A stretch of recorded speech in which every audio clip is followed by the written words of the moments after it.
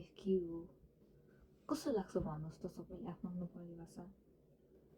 कोही भन्छ लाइक हुन्छ नि आफूलाई फर्स्ट प्रायोरिटी दिनुपर्छ आफ्नो लागि सोच्नुपर्छ आफ्नो लागि बाँच्नुपर्छ होइन कोही भन्छ अरूको लागि बाँच्नुपर्छ अरूको लागि गर्नुपर्छ अरूको लागि सोच्नुपर्छ भनेर होइन किन तपाईँलाई जस्तो लाग्दैन म धेरै मोटिभेसनल स्पिचहरू सुन्छु नि त म चाहिँ निड छ म सुन्छु होइन त्यही भन्दा क्या त्यो मोटिभेसनल स्पिच सुन्दा चाहिँ तेरो लागि बाँच तैँले तेरो जिन्दगी जिउनुपर्छ नै फर्स्ट हो भए दुनियाँ छ छैनस् कोही पनि छैन होइन सो रिलेसनसिपको कुरा आउँछ त्यसलाई टाइम आफूलाई त्यागेर उसलाई टाइम नदिए अब रियल लाइफमा त हामीले चाहन्छ नि त उसले सबै चिज त्यागेर आफूलाई हेरोस् आफूलाई दियोस् भनेर तर त्यो रङ रे क्या त्यस्तो चाहिँ गर्नु हुँदैन अरे यसो बुझ्दा चाहिँ मेरो मेरो एक्सपिरियन्सले चाहिँ के भन्छ भने चाहिँ हो आफू दुःखी हुनु छैन आफू टुट्नु छैन भने चाहिँ first priority first love first care आफूलाई गर्नुहोस् आउने आओस् अनि राम्रो छन् ठिक छ सँगसँगै राख्नुहोस् सँगसँगै जानुहोस् होइन जहाँसम्म जान खोज्छन् त्यहाँसम्म लिएर जानुहोस् जान खोज्दैन भने ओके राम्रोसँग जानु ल शोभायात्रा भनेर त्यसलाई फर्काइदिनुहोस् त्यहीँबाट केही छैन तर आँसुको धारा मन दुख्यो टाइप त्यो हुन्छ नि एन्जाइटी डिप्रेसन त्यस्तो सिचुएसन चाहिँ नआओस् क्या त्यो कन्डिसन चाहिँ नगराउनुहोस् त्यो कन्डिसन नगराउनलाई के गर्नुपर्छ भने चाहिँ फर्स्ट लभ आफूलाई गर्नुहोस् first self love need first happiness आफ्नो लागि आफू अनि मलाई लाग्छ क्या म खुसी छु भने मात्रै अरूलाई खुसी दिन सक्छु क्या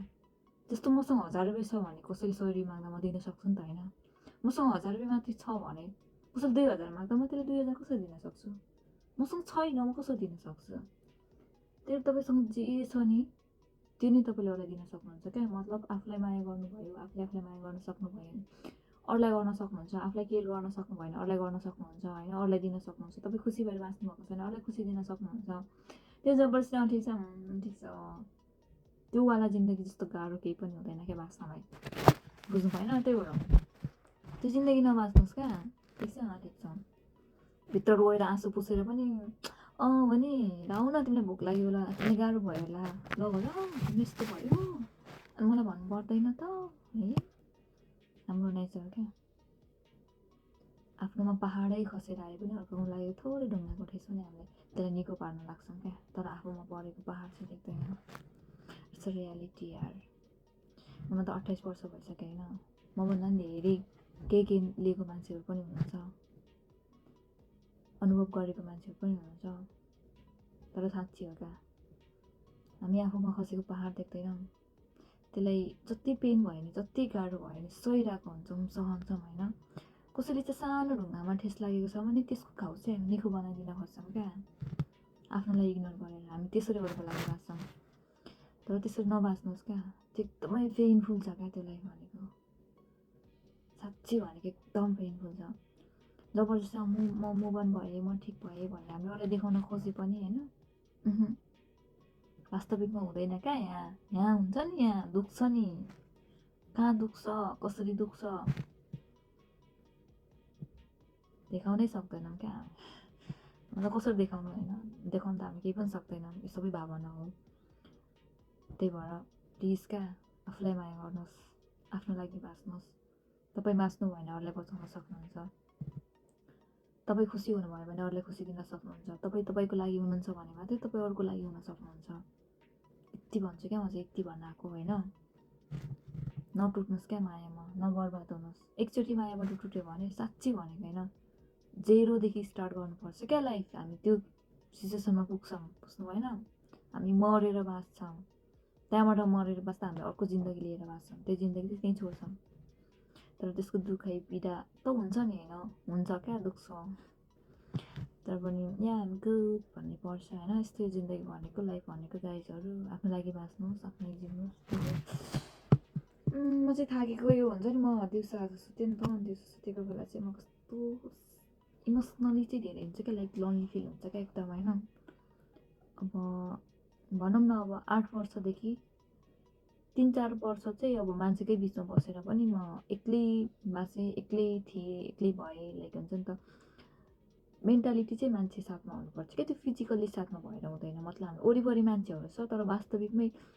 उसको दुःखमा छैन भने त्यो मान्छेले म काउन्ट गर्दैन होइन गर्नु पनि हुँदैन 8 वर्षै भयो भने त एक्लै बाँच्न लागेको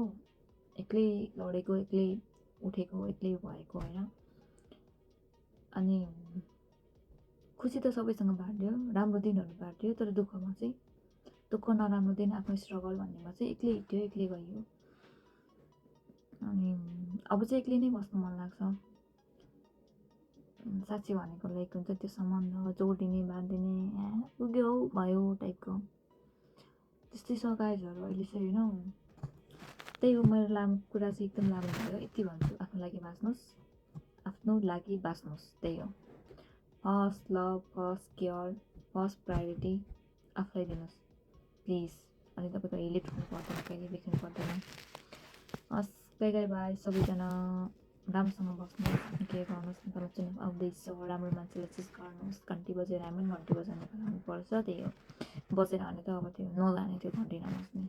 मतलब भन्न खोजेको होइन। अब मेरो पर्सनली कोही पनि होइन, अब हामी यसरी हेर्दाखेरि एउटा युवाहरूले हेर्दाखेरि ल यो मान्छेले गर्छ है भन्ने खालको हामी भएको मात्र हो क्या। हामीले चान्स दिने हो नि त। 5 वर्ष हो नि त, ठिक के हो 5 वर्ष, त्यसले नि त्यस्तै ल्याङ गऱ्यो भने त 5 वर्ष होइन 5 महिनामै हामी निकाल्न सक्नुपर्ने, त्यो कानुन बनाउनु पर्ने है खासमा है। नराम्रो भयो भने जनताले नै निकाल्न मिल्यो क्या।